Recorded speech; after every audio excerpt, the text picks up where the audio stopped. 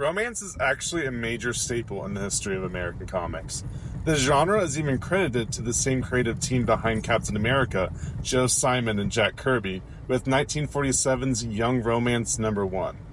The 1950s were the most popular era for romance, and although they're considered vintage classics by now, the tension is still ridiculously on par with today's standards.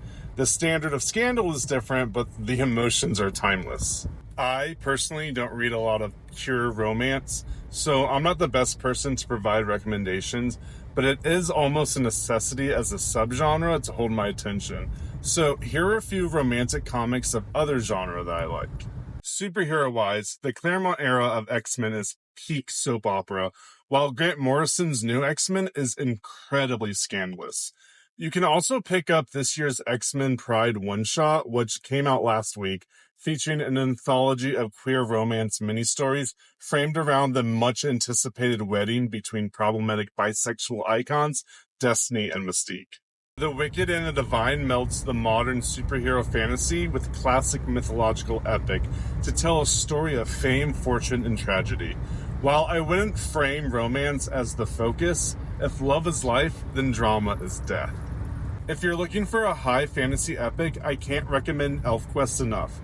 Imagine if Lord of the Rings was a Jim Henson production with this sexual tension dialed past David Bowie's Goblin King.